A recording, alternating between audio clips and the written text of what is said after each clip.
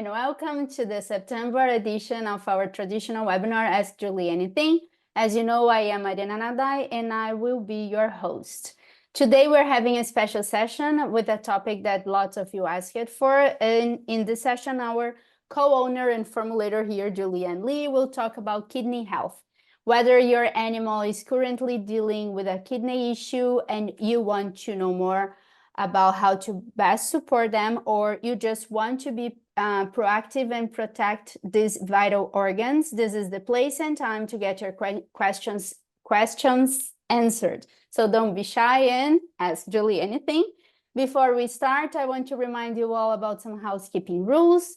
Please, if you can, switch your chat to everyone so we can all join in the conversations. Please use the Q&A box at the bottom of your Zoom screen to ask your questions.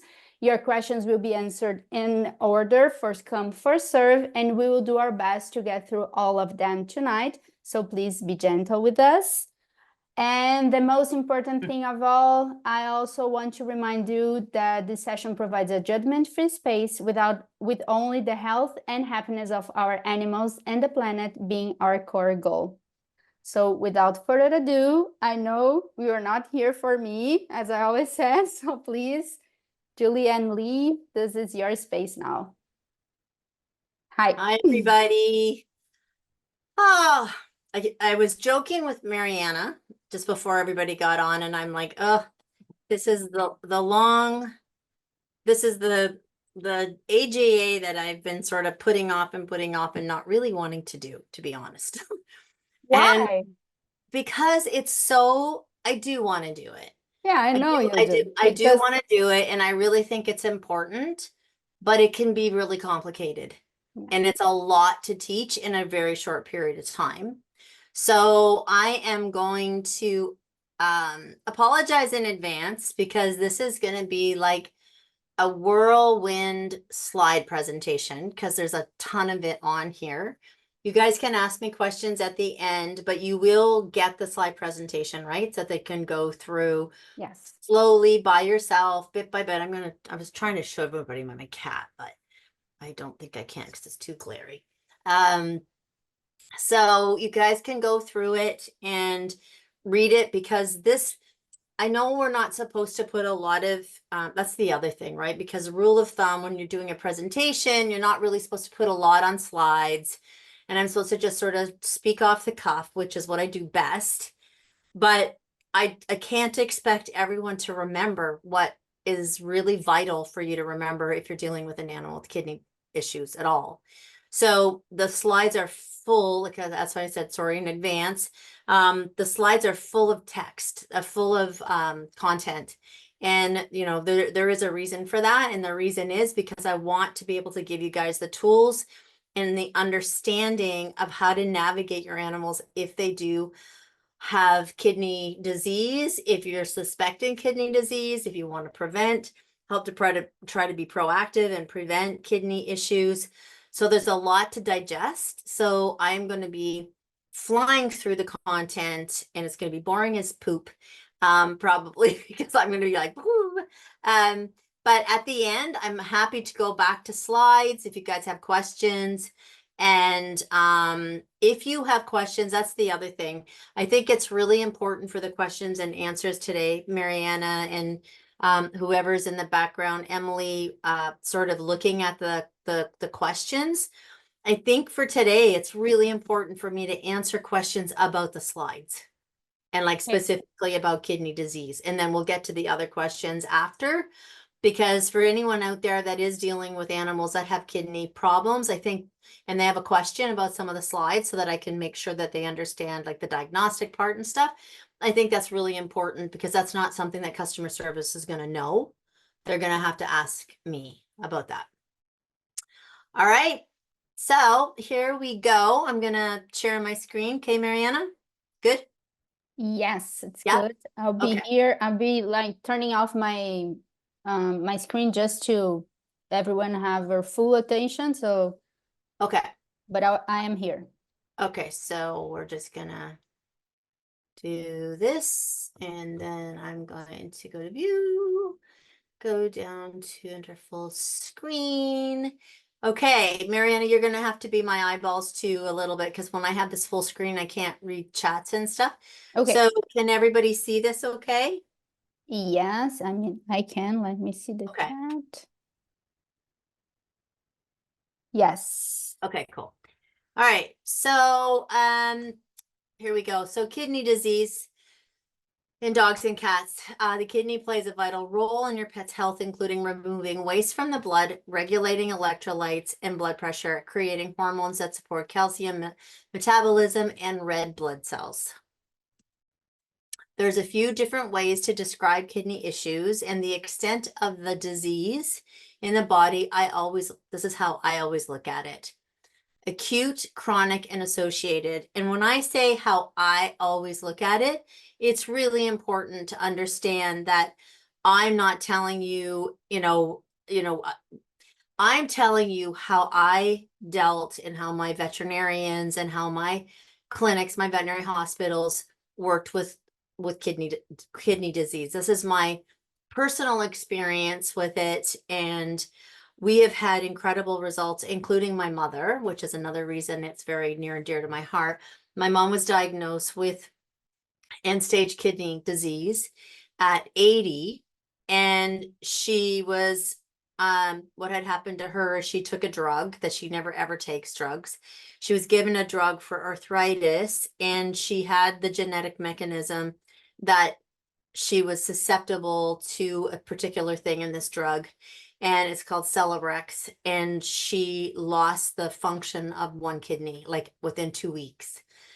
And there's a big, huge class action lawsuit about it in the US. But in any case, they said she was 80 years old. She was probably going to be on dialysis within 6 months.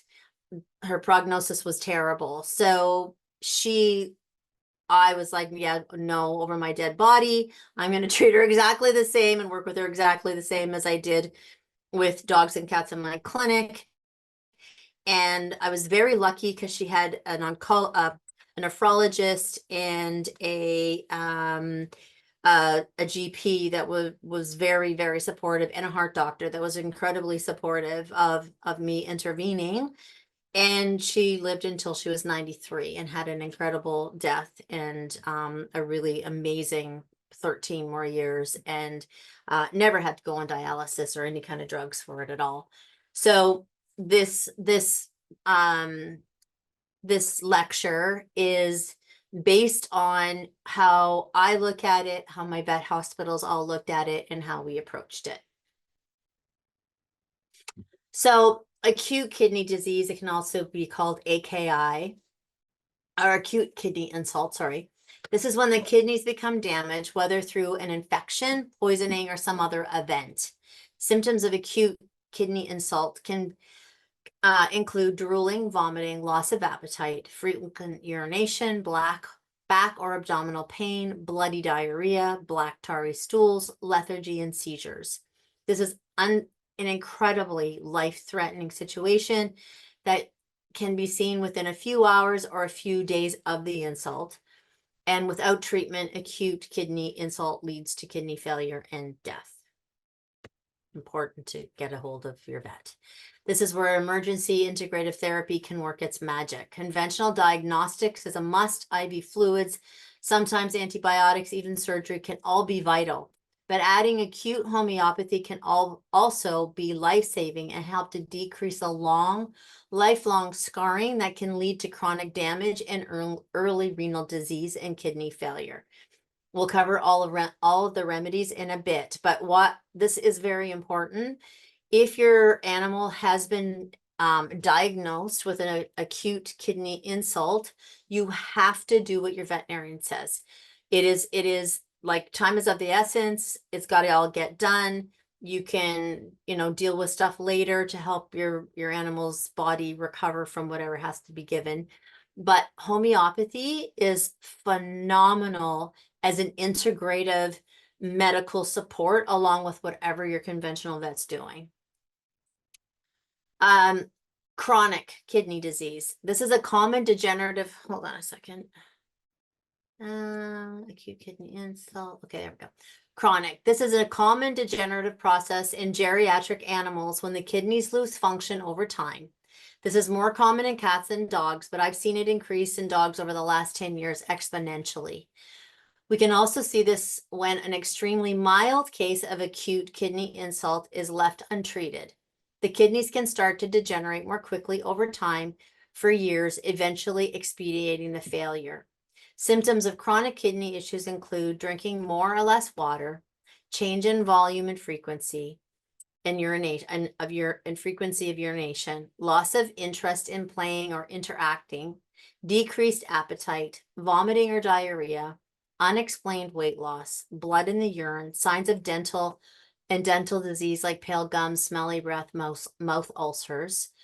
And you do see this a lot where something has had that it's not just in geriatric animals from age, but that something has insulted the kidneys. And maybe like I'm dealing and helping somebody deal with a dog right now with this, that about 2 years ago had a little bit of an episode of vomiting and diarrhea, drooling, took it to the vet, decided to just sort of watch and see what happened, didn't do any blood work. And all of a sudden now she's in like major chronic renal failure.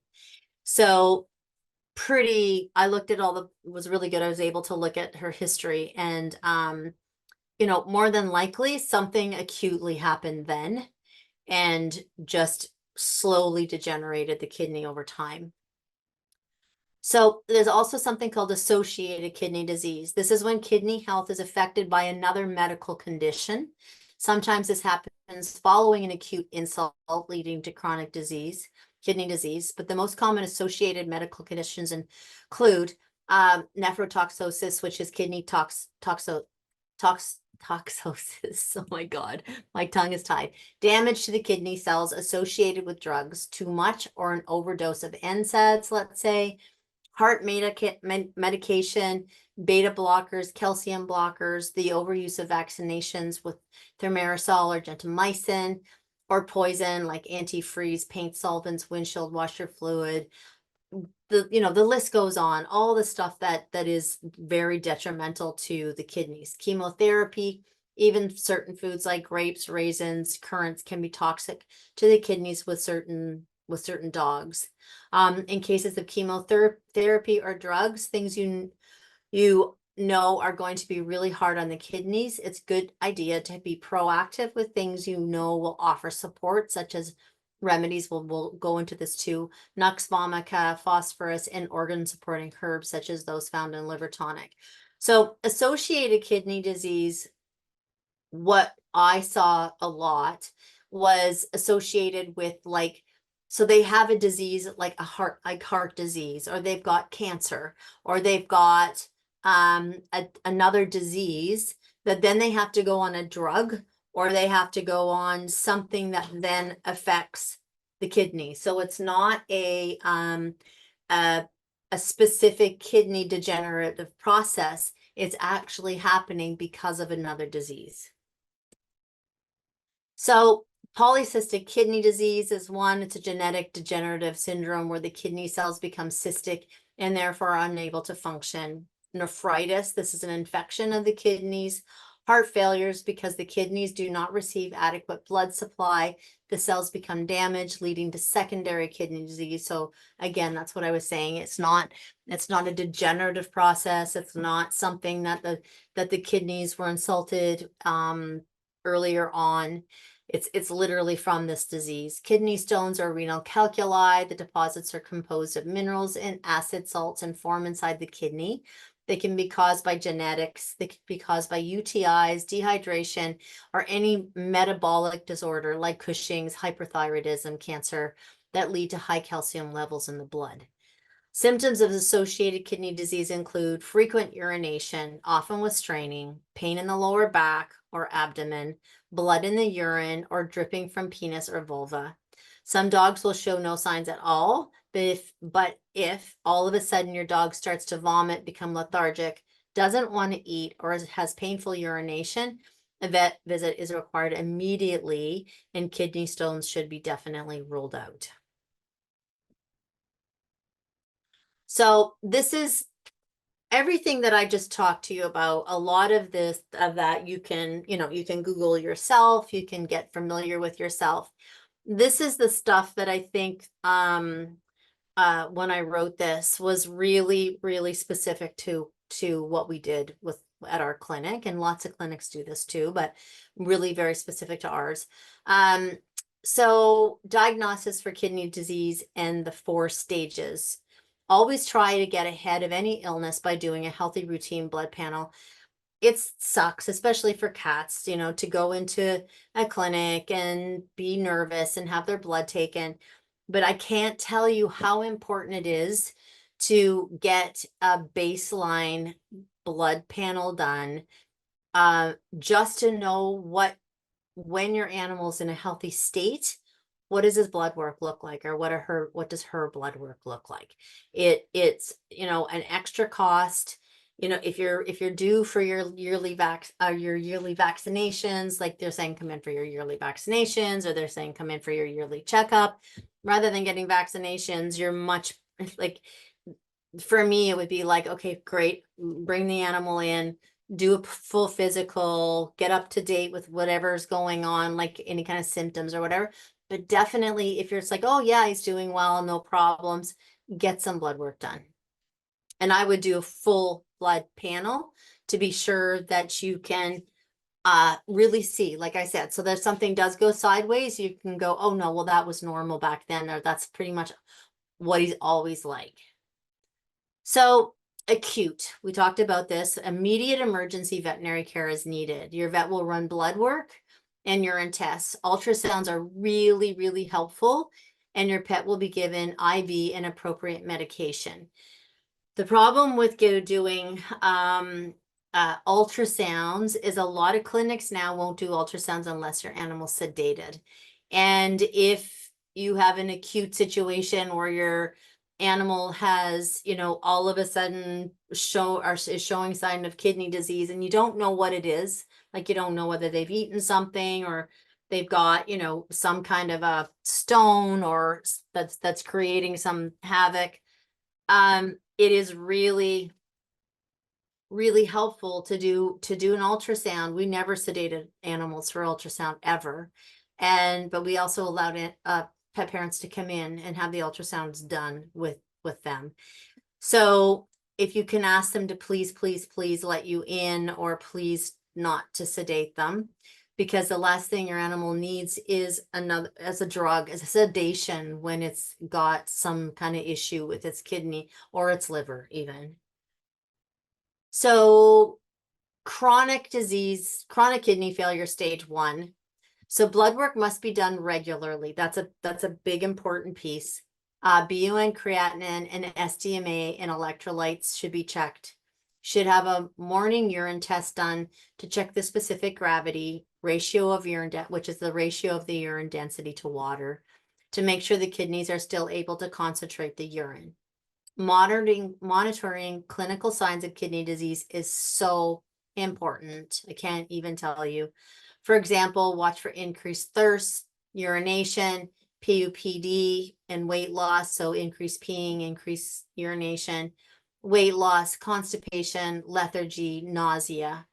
Most animals in stage 1 will have increased kidney values on blood tests, lower than ideal specific gravity and urine, and physically show the beginning stages of increased thirst and urination. Stage 2. To diagnose stage 2 kidney disease, blood work is essential yet again. This will show what your pet's kidney values are doing. Again, make sure that it's a I love geriatric panels. Everyone thinks I'm crazy, thinks it's overkill, but to me, a geriatric panel just gives me so much information. So doing a geriatric panel with an SDMA, many vets will reserve this only for older animals. I don't agree. I find it extremely helpful to have it in a 3-year-old dog. Especially when you're concerned that there could be a potential for an organ failure. But if the kidneys are on the radar, it can be useful for younger ones as well. The kidneys excrete SDMA and will show the kidney dysfunction earlier than typical creatinine BUN results. So make sure an SDMA test is done and not just your routine creatinine and urea and things like that. SDMA tests are more reliable because they identify the kidneys have had an acute injury or in chronic renal failure and earlier than the other tests. Stage 2 can occur in chronic kidney disease, but it can also occur in times of high stress or if there's an other illness complication. So it's important to do regular blood testing to see if it trends down or up as you adjust the diet. Sometimes it will trend down once you holistically assess the case and make changes to your animal's healthcare plan. Symptoms include the symptoms. That's why I'm saying you're going to get these files so that you can go back, because the symptoms to this include the same symptoms to stage 1, only you're going to add loss of appetite and vomiting to all the symptoms that are like the PUPD, increased thirst, increased urination, things like that from stage 1. You know, I don't know if this is possible, but you know, a lot of times when you're wanting to check, like blood work doesn't shift that quickly. I find that the concentration of urine can start to shift quite quickly. So it really is important to pay attention to what your animal's doing, because that in itself will tell you whether you're on the right track or not. Because like I said, it does take a while for the kidneys to show whether they're starting to balance themselves out or not. But paying attention, writing in a journal, writing every day, oh yes, he drank 2.5 cups of water today, and then a week later, oh, we only drank 2, and then 2 weeks after that, oh, it's gone down already to 1 3/4. You know, how many times has he asked to go out? So the same with a litter box. How much urine is in the litter box? Is it getting smaller?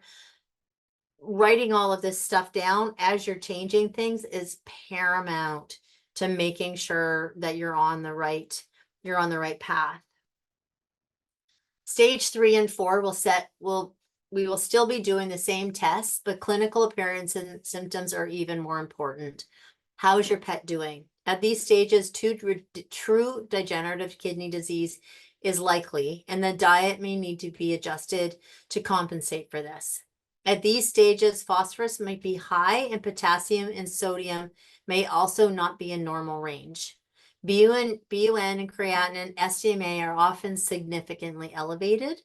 Symptoms for stage 3 and 4 are all the ones that are in 1 and 2. Often more intense though, like way more drinking, way more peeing, more vomiting, more lethargy.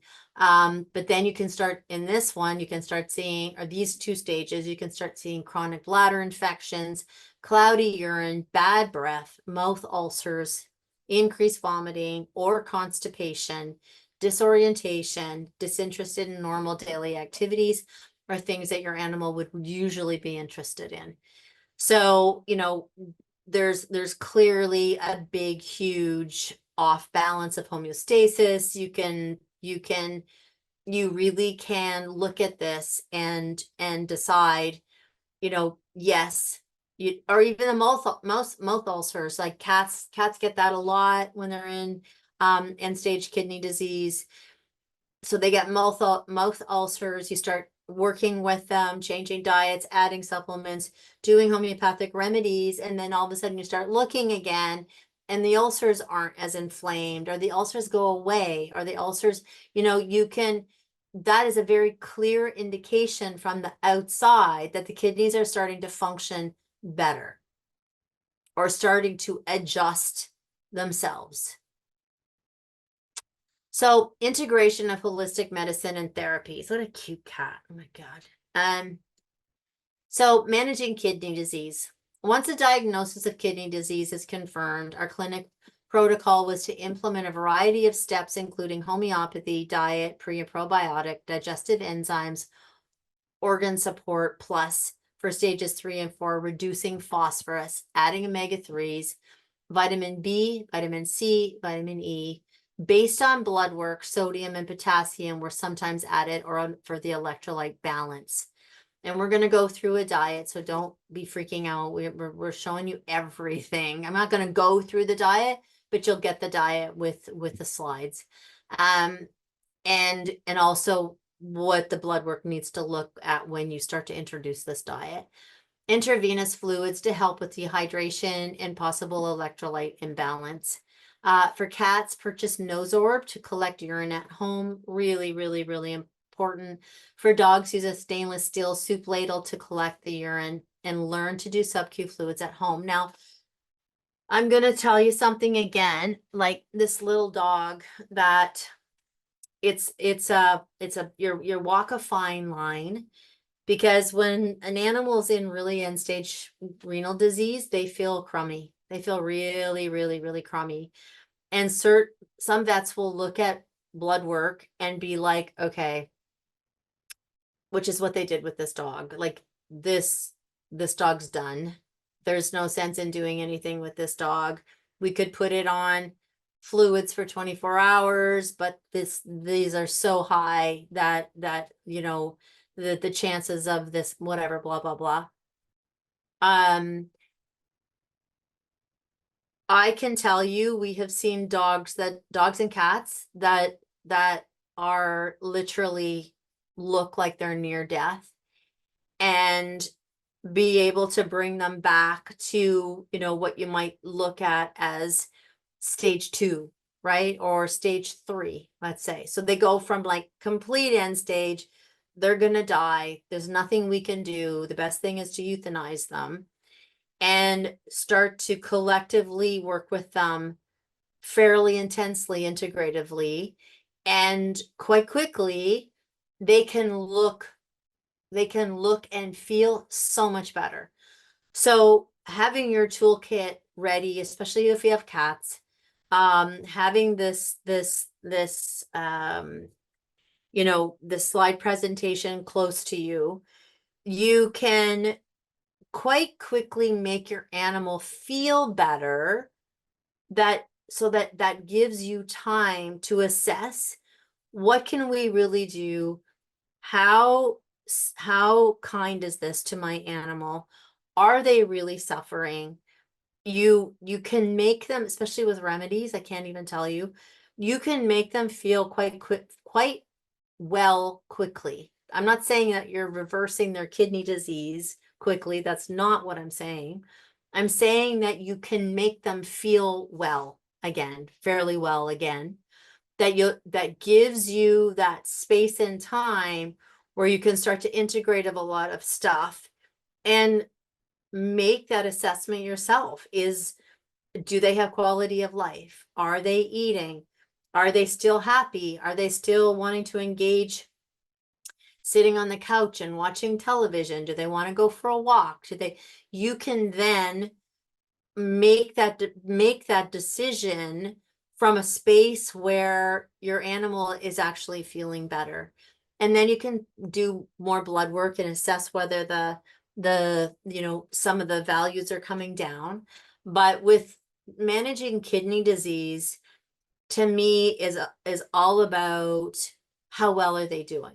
How good do they feel? How many good days compared to bad days? How many half good days and half bad days? Like you need to assess how it's working. Learning to do sub-Q fluids, that's the other thing. This dog, she didn't get IV fluid. To me, she should have been on intravenous fluid for a couple of days, but she didn't get any. And then I kept saying, because she's a dog, they don't often give sub-Q fluids to dogs, but this is a small dog. And I got really kind of my knickers in a knot and said, look, like, just go back and demand to be shown how to use sub-Q fluids, whether they say it's going to work or it's not going to work, just demand it. And this dog turned around. I still don't know whether they're going to have to euthanize the dog, and possibility, but it's turned this dog around, that it's running on the beach and it's eating all its food and its breath smells completely different, just by doing homeopathic remedies and doing subcutaneous fluids at home. So for anyone that's out there, learn to become efficient with dogs, with using a soup ladle. I always told my clients that had puppies, start using a soup ladle, start catching urine so that they aren't like, wow, you know, when you're in the middle of like, oh my gosh, I got to know what's going on with this dog's urine. They're not freaking out when you're trying to put a soup ladle between their legs. So when you start off when they're young, you collect it and dump it out. Oh, good dog, giving them a treat. That they become really, really used to it. Believe me, it's going to save your butt when you're going to try to actually get blood when you or get urine when you have to. Get your cats used to Nosorb. Nosorb is a kitty litter that you can get from the vets that doesn't absorb the urine, and you wash your kitty litter out really well, and you put this Nosorb, make sure it's dry, you put this Nosorb in, your cat goes pee in the Nosorb, and then you just take a syringe and you can suck up the urine and put it in a little sterile cup that it comes with and take it in. So the same thing, get your cat used to, you know, once every couple months peeing in Nosorb so that when the time comes that it's really important to collect it, your cat's not on top of either having a bladder infection or on top of having renal issues, doesn't want to go and use their litter and it's super stressed because there's some weird stuff in their litter box. Get your animals used to this prior to, please. So homeopathy. So in an acute situation, your animals has, you know, drank antifreeze or has ingested something toxic or has had something go on it's an acute insult. So along with your veterinary emergency care, which is we would do the whole shebang from ultrasounds, IV fluids, just everything. We immediately gave aconite, arnica, berberis, nux vomica, and phosphorus in those potencies. And we gave them every hour 3 times, then we gave it to them every 4 hours.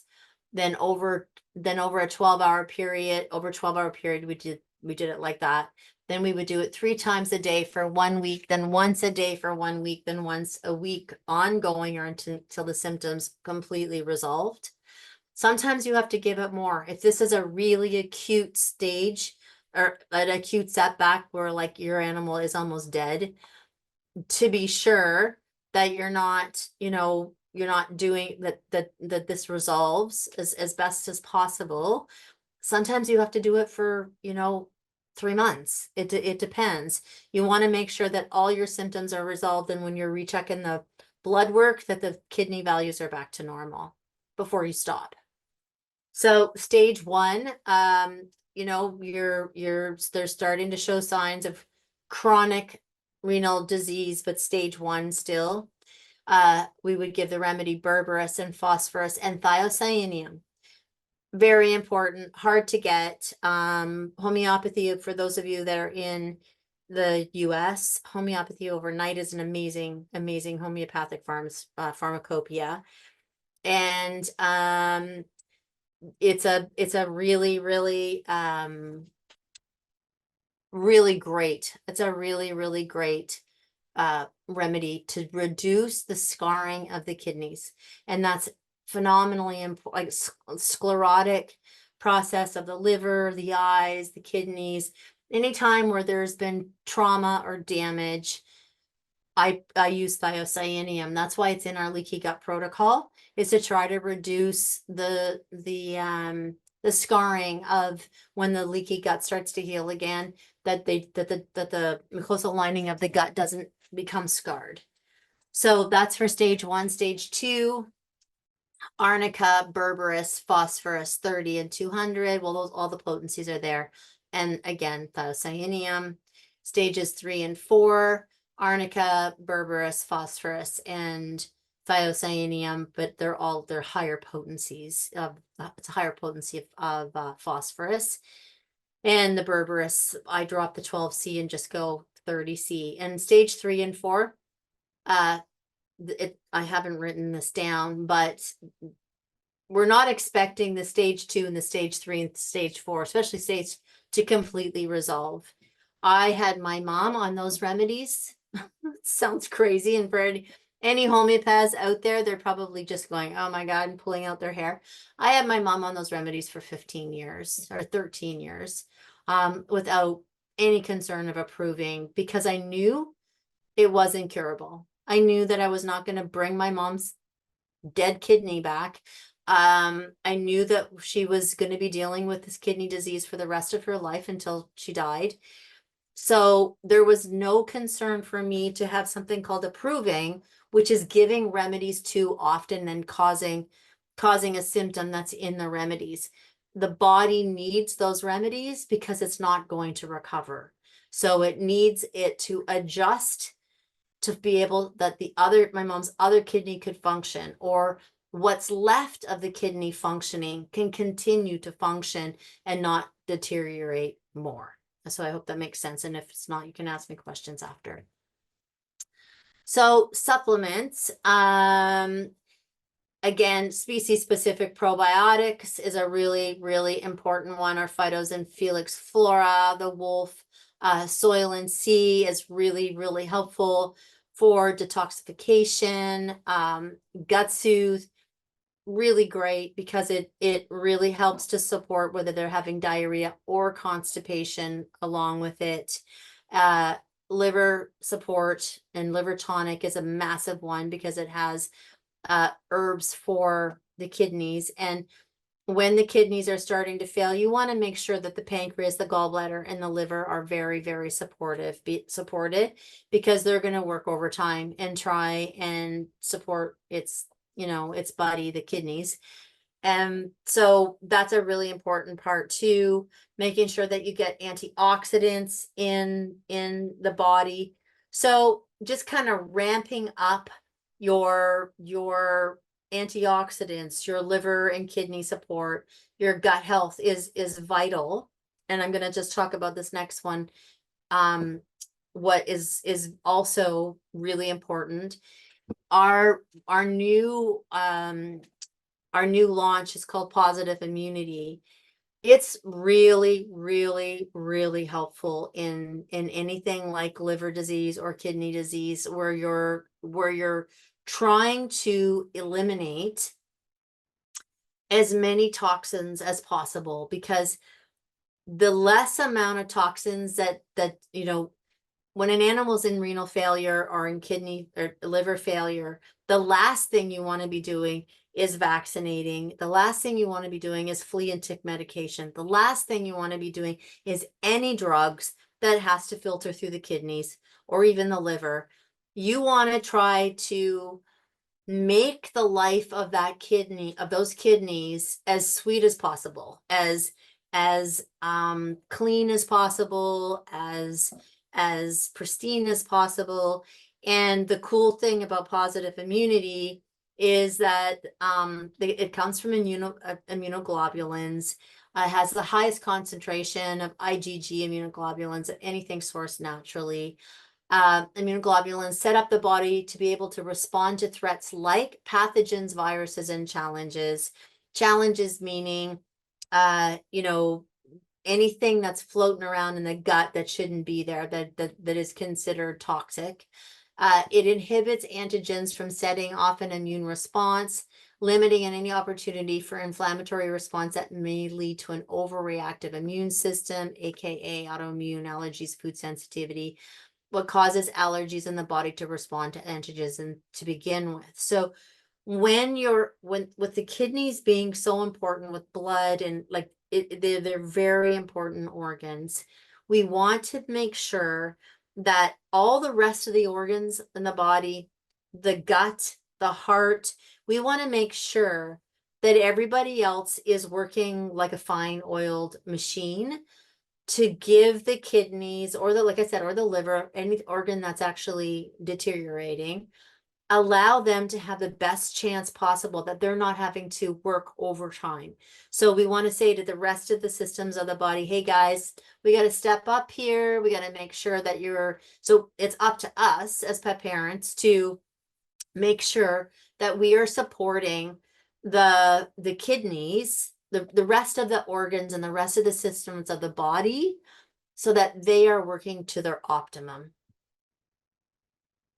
Diet. So stage 1, a balanced homemade or commercially raw diet is ideal, especially if they're currently eating dry food. Blood work should be regularly assessed every 6 weeks to see if the trends in the kidney values, Clinical symptoms are really important too, especially excessive drinking and urination. A good quality regular raw diet is, to me, the absolute best option. Dr. Judy has some good recipes for kidney disease. You can probably check out her diets for sure. But every single animal that came into my clinic that was in stage 1 or stage 2 renal disease and was on kibble, was off kibble as fast as I could possibly do it, that was safe and didn't cause, any kind of GI upset. But it was like the first thing that I did. The first things that these animals went through was coming off of a commercial food and being put on a raw food. If they didn't eat a raw food, then they were put on a slightly lightly cooked diet.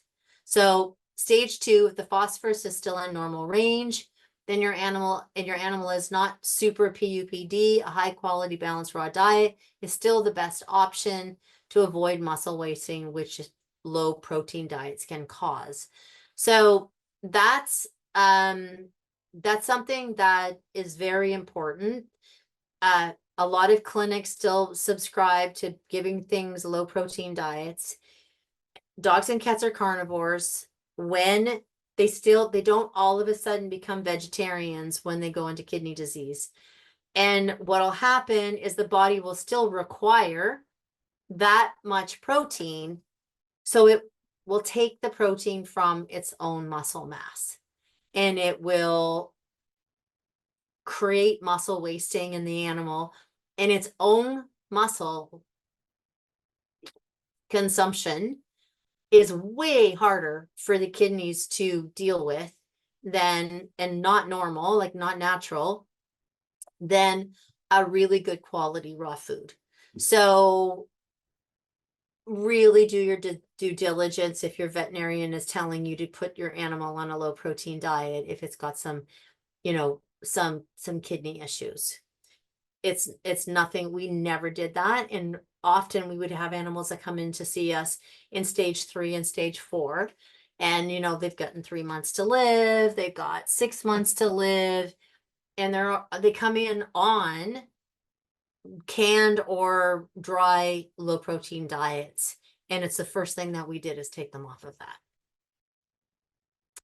So here's the kidney supportive recipe. Again, it's ideal for stages 3 and 4. You'll see the most likely be seeing clinical symptoms: bad breath, lethargy, anorexia, decreasing phosphorus in the diet, and adding omega-3, vitamin Bs, vitamin E, vitamin C, sodium, potassium needs to be added in relatively to the blood work for electrolyte balance, but start with the recipe below. My friend Sarah Griffith is an incredible animal nutritionist and has put together this diet. But when you're doing these diets and you're going to start adding potassium and all of that stuff, you have to make sure that you're working with your vet to see what the phosphorus levels and potassium levels are. You can't just go out and just make this recipe. This is if your animals are already, if you're needing to decrease phosphorus in the diet. So this is a diet, like I said, Dr. Judy has some really, really good diets, and you've got to be working with your vet so that you are aware whether or not this is needed or not. Herbs. So this has been recommended by our friend Rita Hogan, who is like the best, most amazing canine herbalist in the world. We have a blog that's on the bottom about how to, manage a herbal guide to management for dogs, and on AB's blog. So astragalus, burdock root, couchgrass, marshmallow root, goldenrod, nettle and nettle seed root, and parsley. So those are some of the really good ones. The blog is great. You can go in and I can't see the chat right now, so I'm sure Emily is sending everybody the blog links and stuff to that, so you can go in and check that out. Healthy lifestyle. There's also several lifestyle changes you can make to support your animals. Again, dehydration, rehydration. Dogs and cats on kibble have depleted kidney energy due to the dryness of their food. Water is life, and it is also the key to healthy kidneys. I can't stress that enough. So dogs and cats, cats especially, absorb all of their water, their fluid through the blood of their prey. So the way they become rehydrated is not by taking a glass of water and drinking a glass of water. That isn't how their bodies function. It's not how their physiology is built. It's built to ingest meat with a whole bunch of blood in it, which has tons and tons of blood in it. Like, it's probably almost more blood than it is actual muscle. And then when in the digestive process, the blood is absorbed, and that is how they maintain their hydration. When an animal eats dry food, another step has to be put in place. They're eating the dry food, then they have to drink a whole bunch of water. Then that water has to break down the dry food. Then the dry food has to convert into nutrients. Like and while that dry food is in the gut, cats never drink enough water to be able to break down dry food. So it's actually pulling water out of the body. So it's actually dehydrating them. Dry food actually does dehydrate. So if you're going to feed, if you can't, especially dogs, you know, like cats, I'm a bit more like, really, guys, if you can just even feed canned food in comparison to dry food, you're doing your cats a much bigger service by feeding something with moisture already in it, or a dehydrated raw that you rehydrate. But dogs, you know, soaking it in bone broth and then adding a digestive enzyme to it so it breaks down easier. But feeding dry food on its own without the addition of rehydrating it somehow is really unhealthy for the kidneys. So in human kidney research, stress is now being looked at as a major contributor to kidney disease. Stress and uncontrolled reactions to stress can also lead to kidney damage. This is a science 100% researched thing that they're looking at with kidney disease. As the blood filtering units of the body, the kidneys are prone to problems with blood circulation and blood vessels. High blood pressure that's caused almost immediately when you're stressed out or an animal stressed out. High blood pressure and high blood sugar can place additional strain or burdens on the kidneys. You can read more. There's again, you can go back into these file or these slides, and there's a really good article on stress and kidney disease in that research paper. So how can you prevent kidney disease? Diet, we just talked about. Chronic dehydration is a major factor in chronic degeneration of the kidneys. Dogs and cats rely on moisture in their food for a huge percentage of their hydration. Feeding dry food contributes greatly to the chronic effects of dehydration. Hey, Henry. Feeding a raw food diet or cooked food diet supports kidney health and overall longevity. Look for organic or grass-fed local meat and veggies, non-sprayed and as clean as possible. And this includes their supplements and water. So try to be sure that if you're feeding a supplement, that it doesn't have fillers, it doesn't have a lot of things that are unnecessary to be in the supplement. Make sure, if you can, that they're organic or non-sprayed, or just try to be very, very aware that, like I said before, the more you can support the kidneys, that they don't have to detoxify their food, detoxify stuff that's in their water, like city water is has some of the worst things in it for the kidneys. So just trying to be aware that you're feeding and doing for your pets as clean as you possibly can. So again, the immunoglobulin support of positive immunity that we have, it helps support the body by binding antigens that would otherwise leak into the body and carries them out, therefore preventing them from further irritation and inflammation and allowing the gut a greater chance to heal. So we're talking here about leaky gut. And I always kind of have to talk about this because things like kidney disease or liver disease or any other disease can also manifest by the kidneys being insulted constantly from things passing through the gut barrier that should not be going into the bloodstream, that should be dealt with and looked after in the gut and then passed through the feces.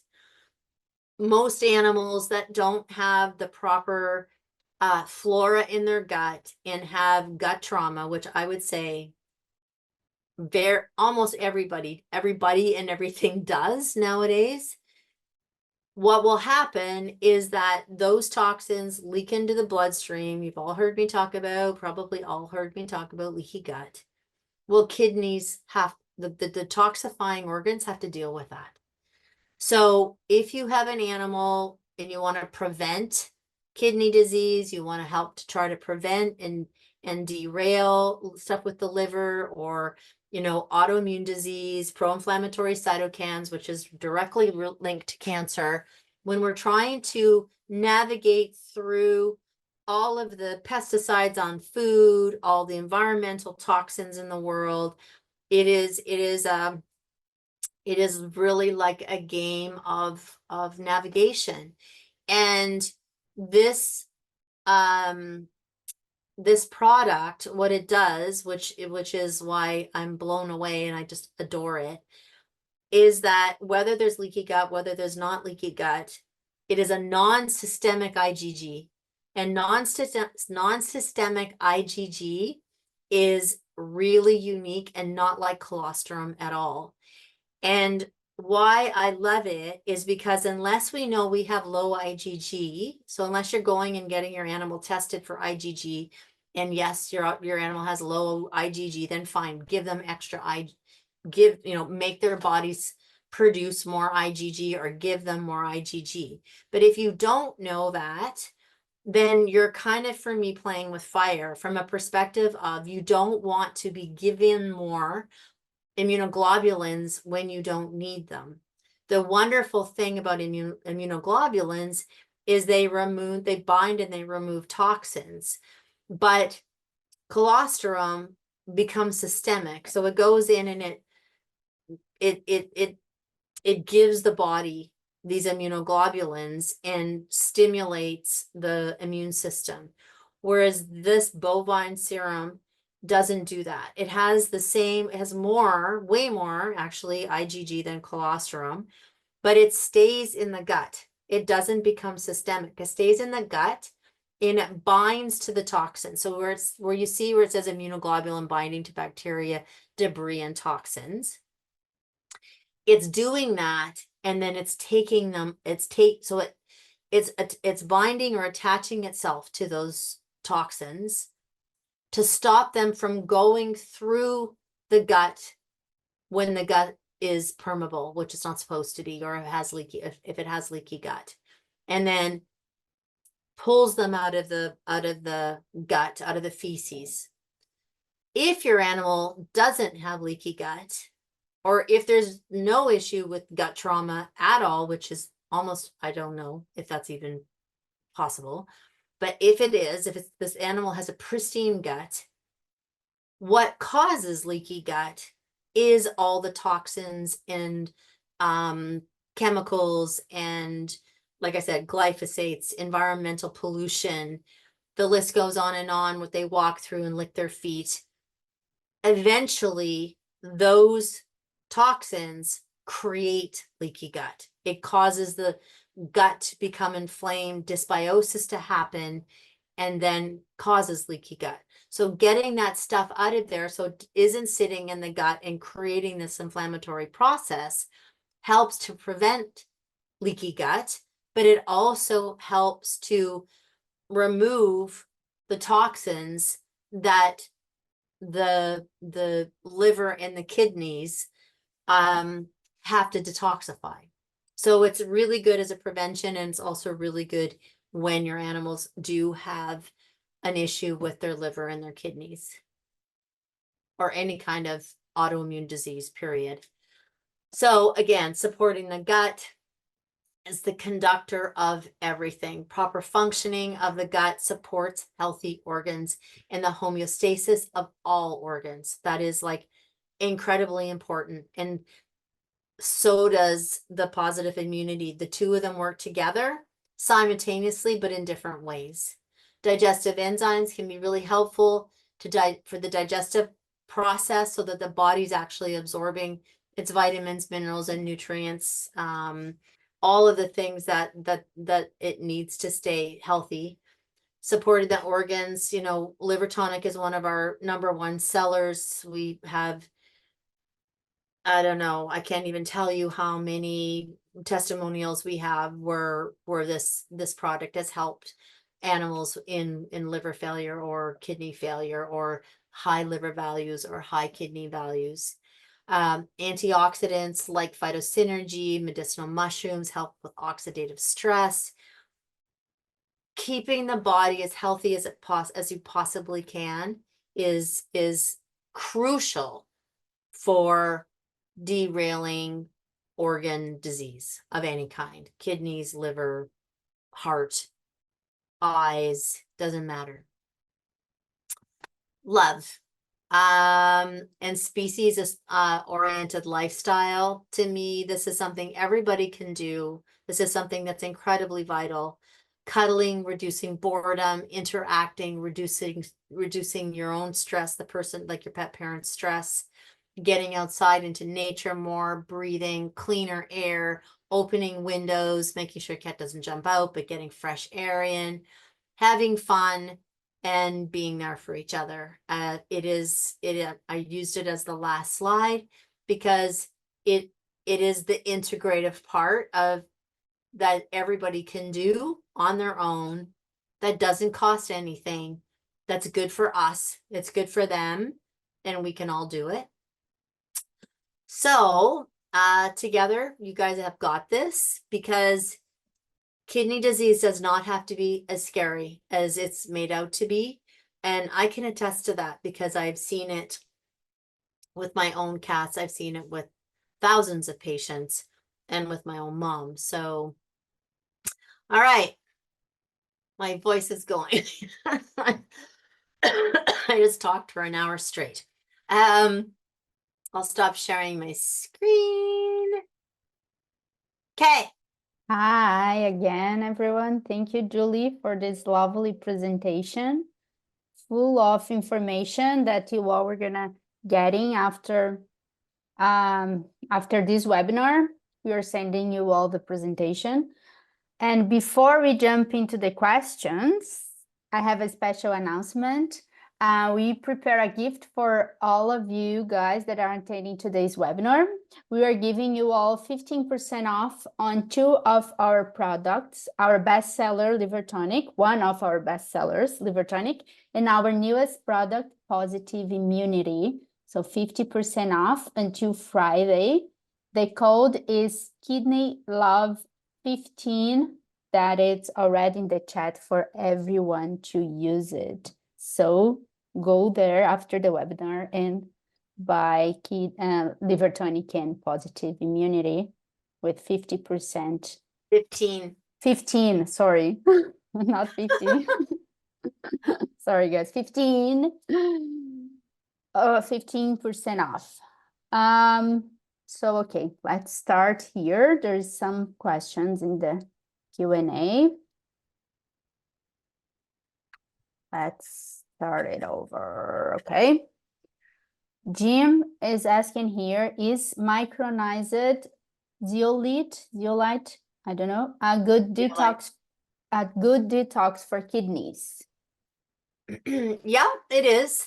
I'm not a big detoxifier because I feel like most kidney disease, like if you're in kidney disease, or good detox for kidneys as a preventative. Yeah, I don't see why not. I'm you know, the supplements and what I suggested is just something that I've got so much experience using and have seen results, right? Like results through uh empirical proof how well they're doing and results with blood work. So the everything that I've told you guys that I would recommend and do comes from a space that I feel super comfortable because I've seen it work. So I'm very confident with them. Great. Jessica is asking here, and I know you already talked about supplements, but I don't know if there's like a more specific one. What are good supplements for a 9-year-old kitty with kidney disease? One kidney is significantly smaller than the other. Yeah, so all the ones that I recommended. So the positive immunity, phytosynergy, liver tonic, and one of the probiotics for sure, probably for a cat would be Felix Flora, I would say.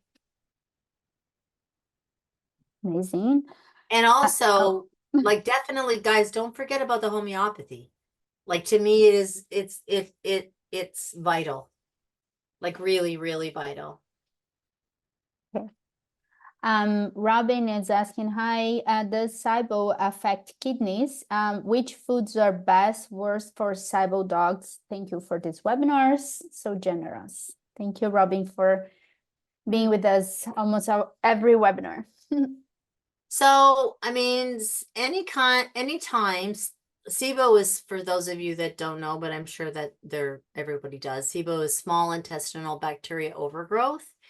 So anytime an animal has SIBO, there is a buildup of a bacteria overgrowth, which becomes, which there's endotoxins, and then the liver and the kidneys and all of the organs, all of the detoxifying organs are affected.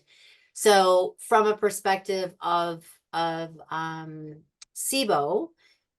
first of all, I basically created Soil and Sea for SIBO dogs or cats. It's probably the best go-to probiotic if you know for to alternate with if you know that your dog has SIBO or your cat has SIBO. Positive immunity because it does remove pathogenic bacteria.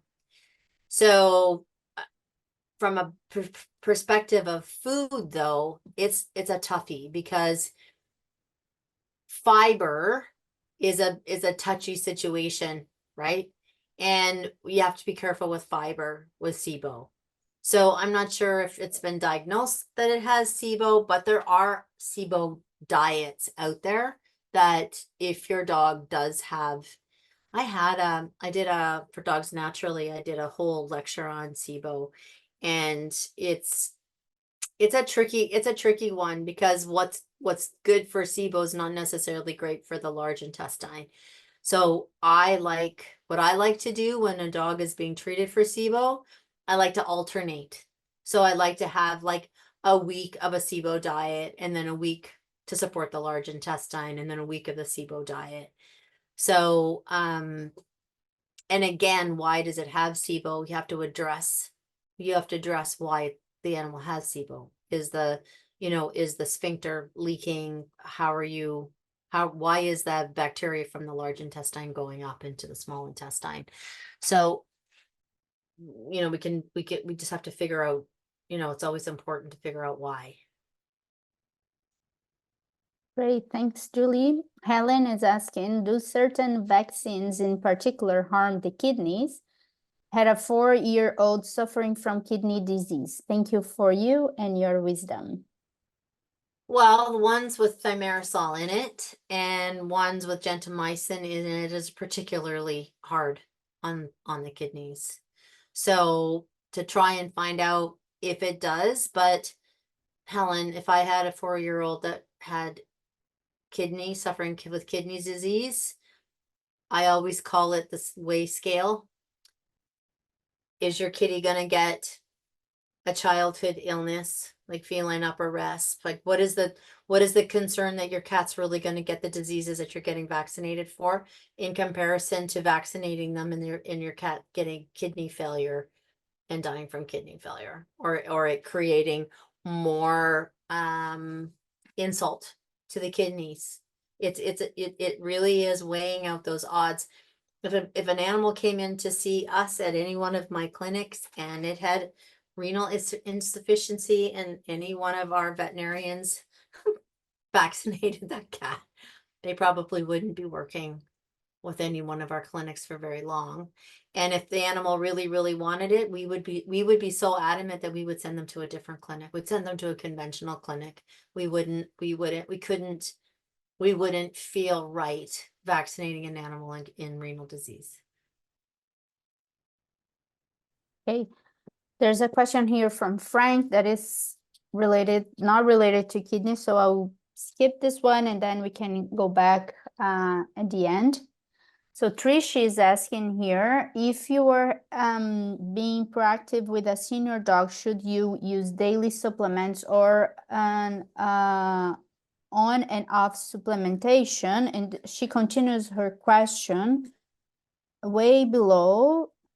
So Emily asking if it's related to kidney, her question, and she said, yes, sorry, a 12-year-old mini Aussie with blood work showing high normal bun and creatine numbers, sorry. That is not concerned, but I started kidney support from Dr. Harvey's, wondering I should use it continuously or on and off. No other symptoms, and I generally rotated supplements. Make sense?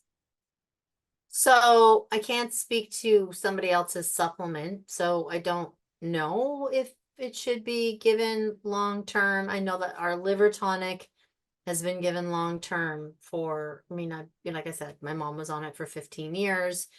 I have animals at my rescue here that have been on it for 10 years. I have absolutely no concern about giving liver tonic long term at all. Someone else's I can't speak to, but supplementation for something that's already been diagnosed with, if it's out of range, high kidney values, why wait till they're higher? Like I'm on your team where it's like, get ahead of it. Why, yeah, well, I'm not too worried about it now, which, might be the correct terminology because it's not within a range that you have to really worry about it. But if it's starting to escalate up, you've got to pay attention, right? You've got to be like, okay, so it's already showing that it's scaling up. Let's get on this. And I would just do everything that's the proactive approach that I have in the slides.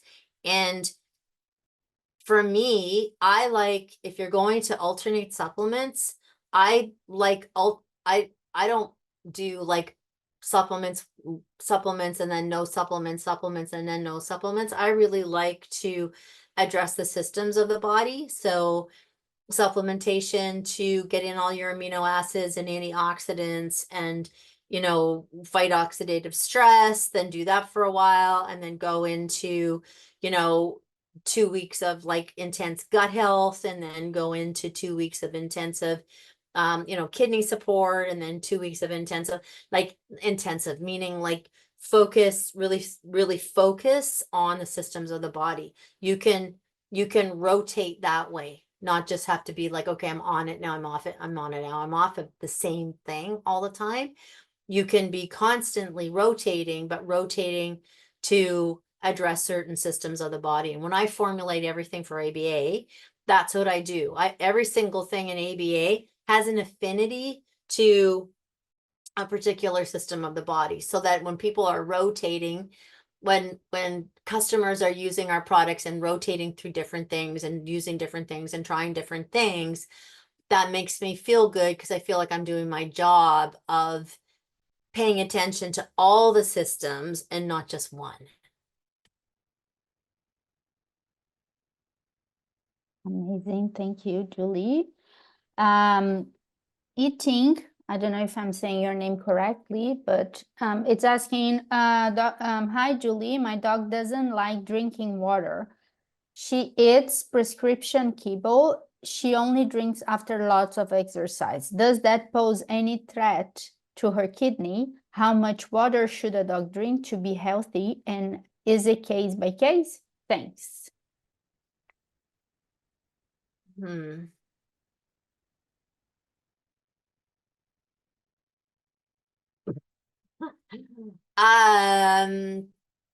I know lots of breeds that don't like drinking water, especially breeds that would have their the history of the breed is more from areas of the world that would not necessarily have a lot of fresh water, like desert dogs, well, all cats were desert animals initially.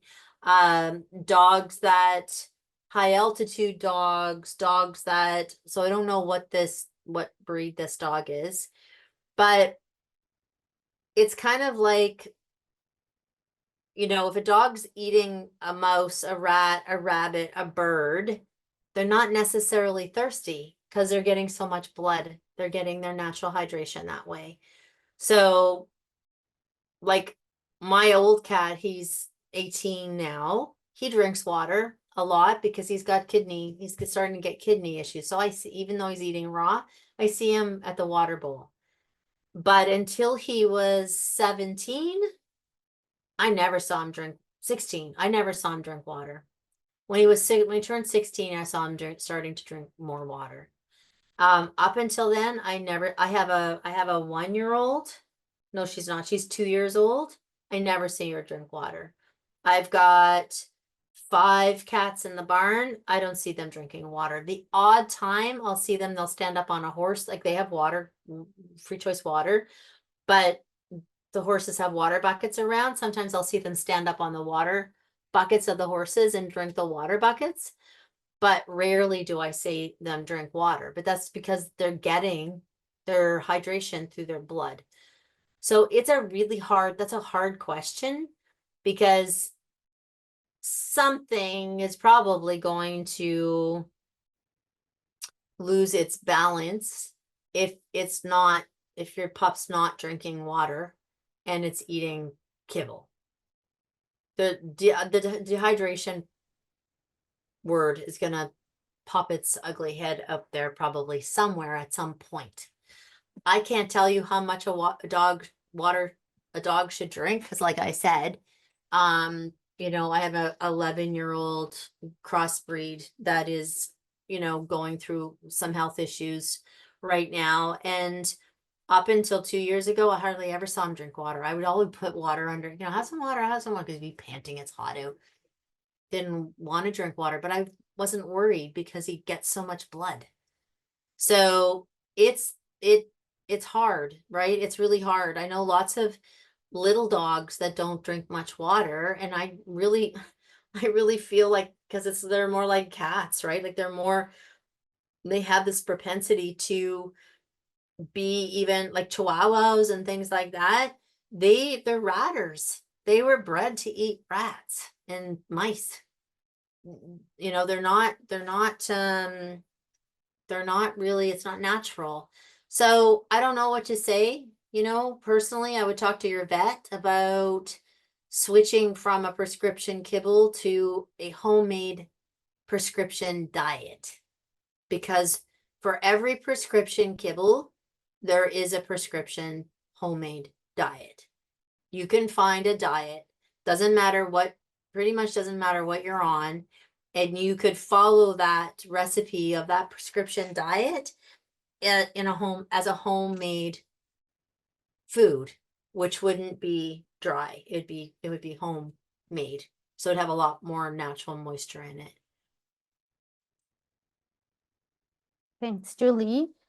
Kathy is asking here, hello, I have 2 young cats, one 8 and one 6, struggling with what to focus on.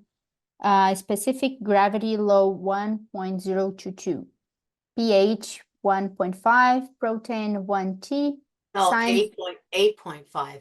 yeah, sorry, That's what- 8.5, protein 1T, signs of Like Stuvite crystals. crystals, creatinine 2.1 and 1.6. It's raw and limited ingredient wet. Can't figure out how this is even possible in these 2 babies. Well, it's probably got crystals because its pH is so high, right? That's a really high pH and it is low specific gravity. So young and one is 8 and one is 6.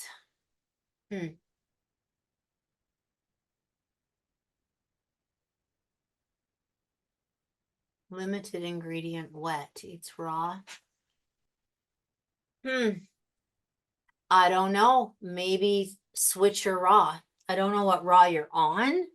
You know, I don't know what vegetables are in your raw, if any. You could try, I mean, first thing I would say is put both your cats on our easy peasy protocol, because the cranberry and the specific things in the powder will help to decrease the pH. And the homeopathic remedies are listed in the homeopathic Materia Medica to help to break down crystals. So the first thing I would do is stick them on the protocol for 100% for sure. I'd also look into what it eats and go into some Chinese medicine information. I don't think, I mean, Rita Hogan knows which meats are hotter and cooler. You could be looking at, you could look at that. You could look at what kind, like what's actually in your raw food. So, and also in your limited ingredient wet, is there in your limited ingredient wet, is there anything in that could have the propensity to increase the pH? So it might just be, you know, a few things, but what are those few things? So dig into your raw, what's in your raw, look at the vegetables, look at the meat, see if they have the tendency to raise or lower the pH level, and maybe find a raw that has you know, that leans towards the side of acidity rather than alkaline.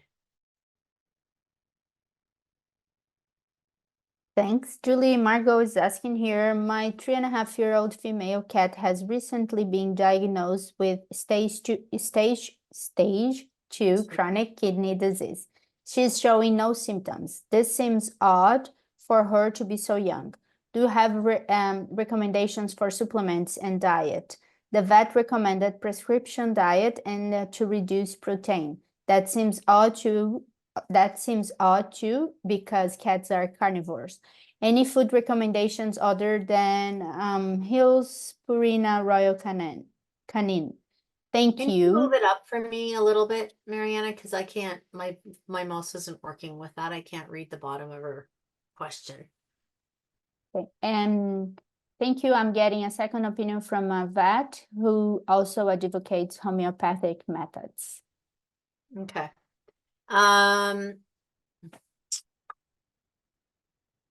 So I'm seeing the Q&A. Can you move the Q&A up? Or not? Let me just answer this one because I guess. Does that make it move up? It doesn't. It's okay. Yes, I Recently think so. they're that perfect. Yeah. Nice to recommend prescription diet. So 3.5-year-old, stage 2, that's young. That's really young. First thing I would do is get an ultrasound, find out what's going on with it. A 3.5-year-old kidney. Why is it in stage 2 chronic kidney disease. She's showing no symptoms. That's good. Do you have recommendations for supplements and diet? Yes. The vet recommended prescription diet to reduce protein. Do you know, maybe she can put it in there whether or not the phosphorus levels are high yet or anything? Margot, is your cat's phosphorus levels or anything like that out of whack, or is it predominantly showing it with the SDMA and creatinine and BUN? I don't know if she can put it in. If it is in chronic stage 2 chronic kidney disease based on the SDMA, is still fine for me. We would put stage 1 and stage 2 would go on raw food diets immediately. Definitely would not go on reduced protein diets. So I would, I'm getting a second opinion from a vet who also advocates homeopathic methods. Hopefully that vet will support a raw food diet, because that would be my go-to right away, is putting them on a really good raw food diet, giving them homeopathic remedies, supporting their gut, and giving them liver tonic and probably positive immunity and phytosynergy, right? Like, Margot, just go back into the slides and it literally says what to do for stage 2 chronic kidney disease, like what we did in our clinic. Amazing. Thanks, Julie. Amy is asking, is the jump for joints okay for dogs with kidney issues? 100%. It's totally fine. Erica just answered this question, so you will be able to read Erica's. I have a 9-month-old male infant hound lab mix that urinates in his sleep. I have him examined by my veterinarian, who didn't really think he had a UTI, but said his prostate was enlarged, so she put him on Clavamox for 2 weeks. It didn't help. He's still urinating in his sleep. Additionally, he always licks himself after he pees on walks.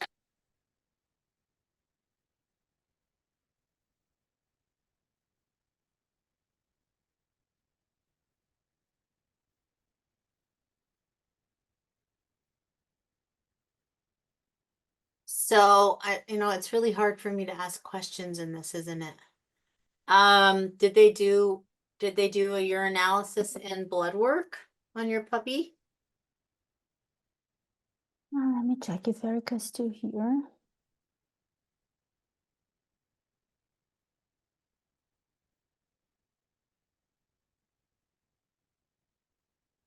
Oh, okay, yeah. Emily's saying that her question is, maybe it's below this. Her question is, do you think I need to have his kidney checked?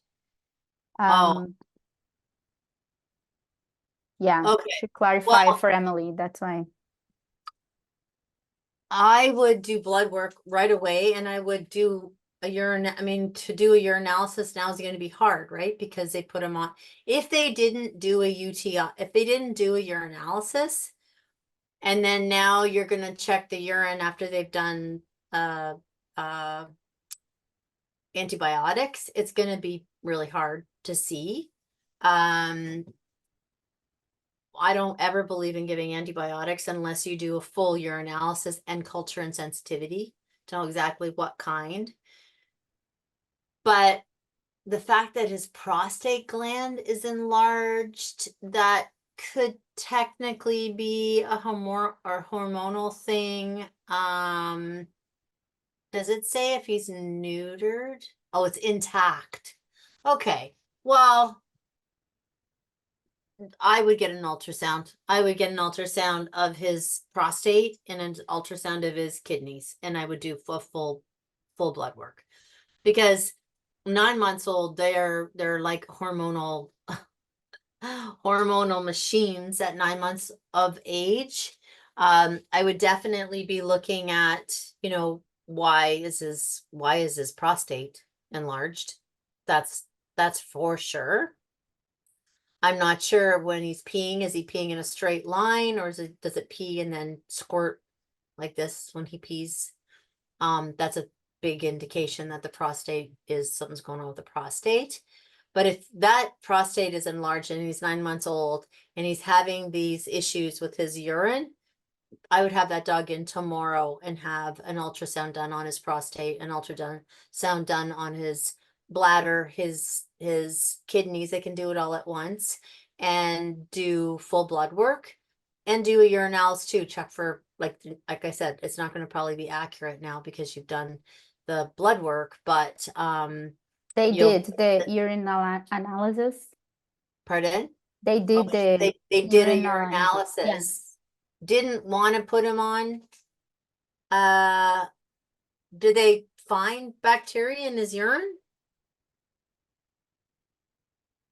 If they didn't find bacteria in his urine, they probably didn't. If they didn't really think it was a UTI. So I would do an ultrasound, 100%. I would do an ultrasound on his kidneys and his prostate and his bladder, all of it. No bacteria. Yeah, so something's going on. Definitely. You know, it might just be hormonal, might just be his prostate. Could just be literally his prostate that's going wacky.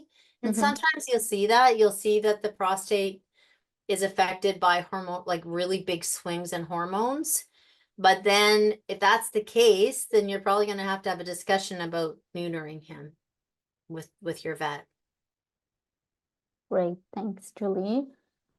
2 more questions, I guess, and then the other one that's not related to kidney. Okay. Alexandra is asking here, hi there, can Easy Peasy powder help prevent / reduce future kidney damage in cats if used regularly 2-3 times a week from early age, like from 12 months of age? Thank you. Yeah. Well, anytime you're supporting a healthy bladder, you support the kidneys in a roundabout way, or if you're supporting the kidneys and then the bladder. For me, the best way would be, yeah, definitely with cats and kitties, bladder stuff with cats is definitely a weak spot, right? So I would alternate, to be honest. If you have a young cat, I'd alternate between Easy Peasy, then I would do Felix Flora, and then I would do liver tonic. I would alternate a young cat on liver tonic, Easy Peasy,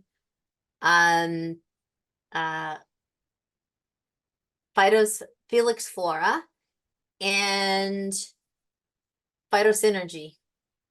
Those would be the things that I would put in place to really help, and probably positive immunity. So, you know, you take those, was that 4?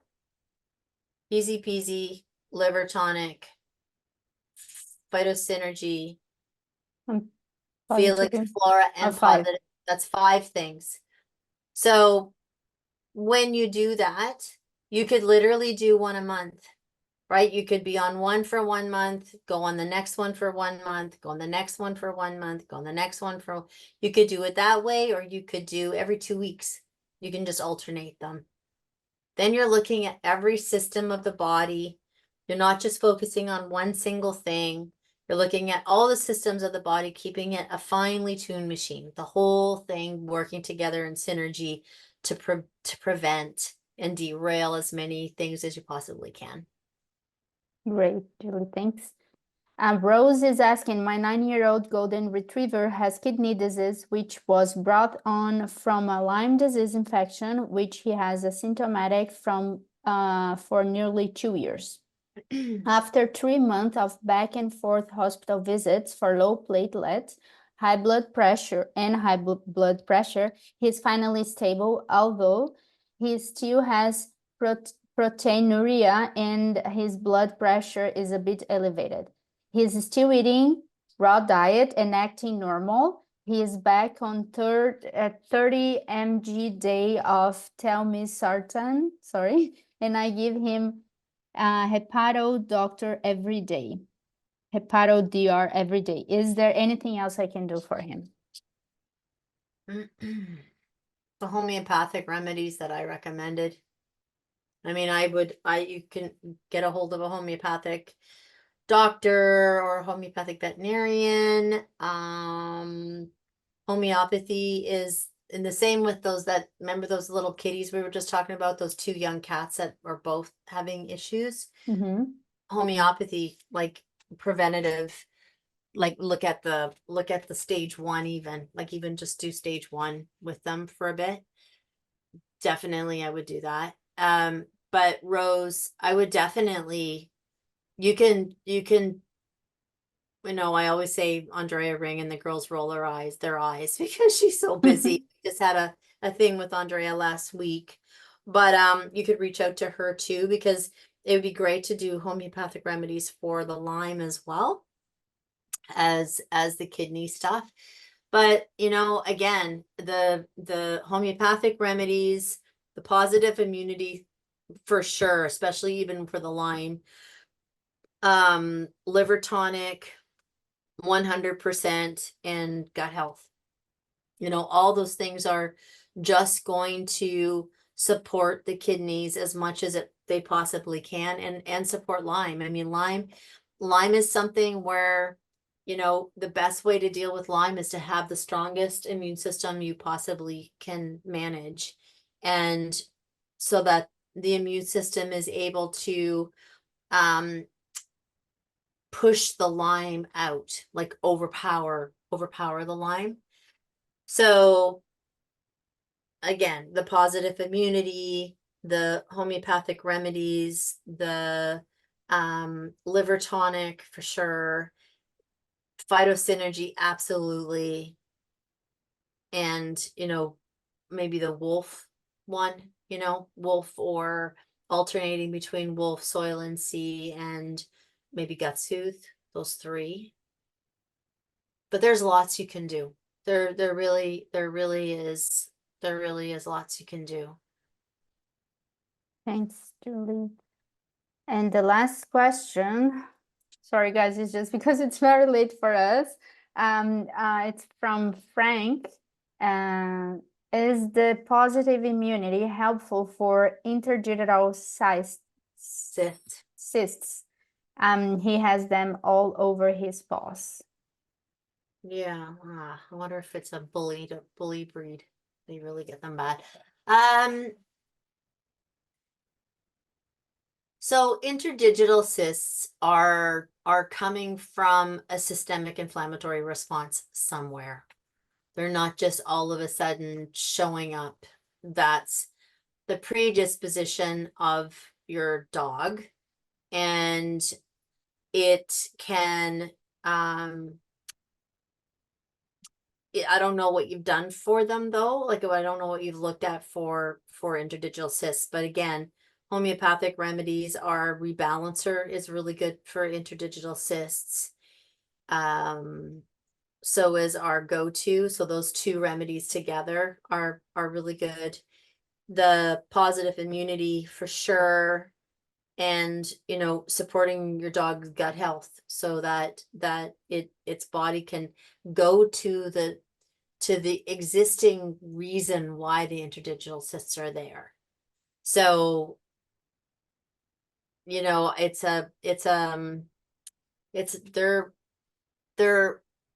difficult, but not that difficult when you really if you can figure out, you can bring down. That's why I'm talking about positive immunity all the time. If you can bring down the pro-inflammatory cytokines, if you can bring down chronic inflammatory response, which is the underlying cause of every disease on the planet. It doesn't matter whether it's cancer, it doesn't matter whether it's Addison's, whether it's Cushing's, whether it's arthritis, whether it's it doesn't matter.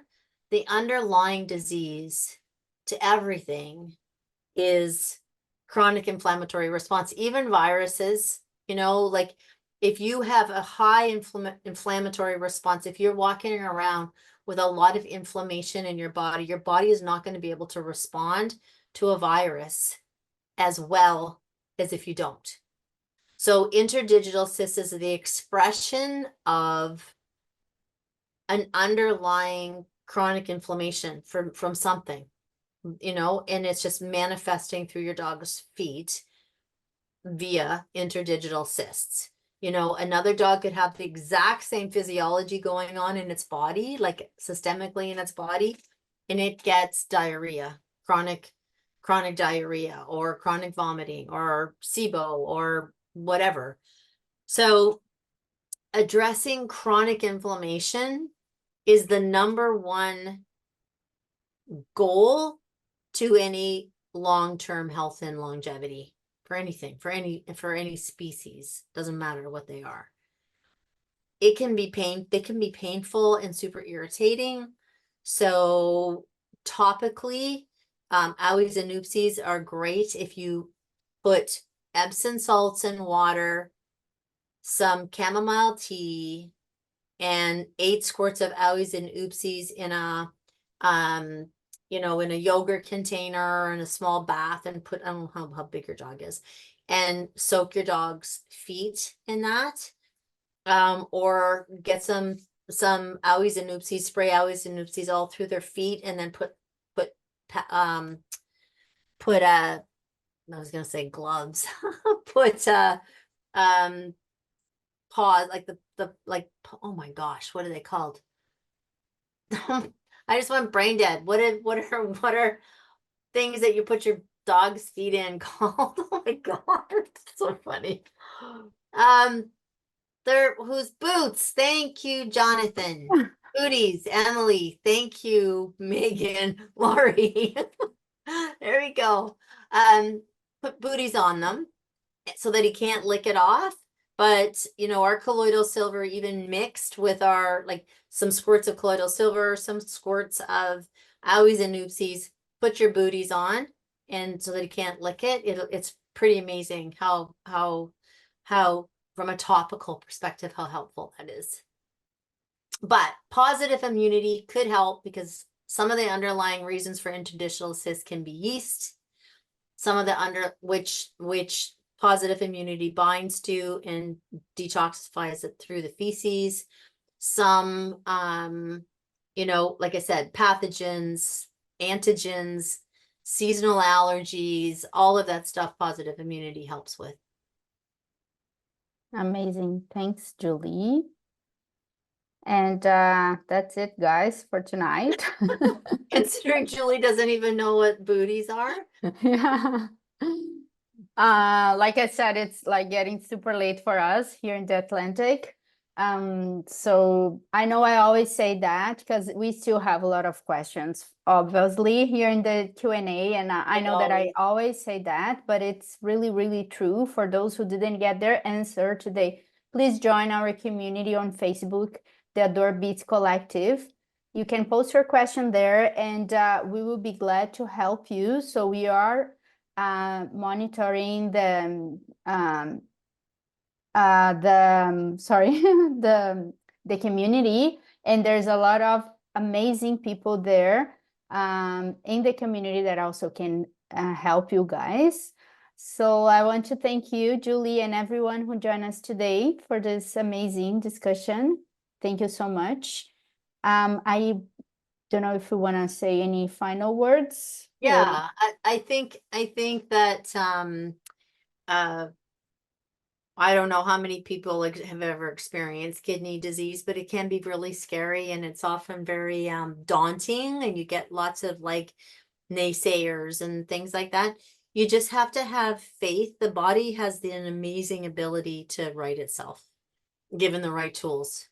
And you know, I'm just looking at the chats as it's going up. I don't look at chats very much because it distracts me, but when we're saying goodbye, sometimes I like to look at them, and it's incredible. I listened to something the other day, I just want to say really fast, by Zach Bush, and he was talking about you know, beings being little solar energies, right? Like the energy of like almost like a solar system of our bodies, and how you know, the love and support of hugging and touching. I can't tell you how important it is to love and touch your dogs and cats, you know, and not even just for a couple seconds, but hold them and actually connect with them, like heart connection. And you know, clearly everyone that shows up to this and follows us and supports ABA, it's it's an honor to be able to try and help you guys. And you know, it's always, you know, AJAs are free and so is love. So you know, you know, come to the AJAs, get as much information as you possibly can, and don't forget to use that one very important tool, which is love and patience and gratitude for our furry little family. That's lovely, Julie. Thank you for your kind words. I wish you all a great night, and don't forget to subscribe to our newsletter. You can sign up on our website to get all the information about the Doorbis, our promos, new blog postings, future Ask Julie Anything, and future Ask Julie Anything sessions. And don't forget to use the code KidneyLove15 to get 15 off on liver tonic and positive immunity. Thank you so much, everyone. Have a great, great night and be safe. Yes. Thank you. Night night. Bye. Bye.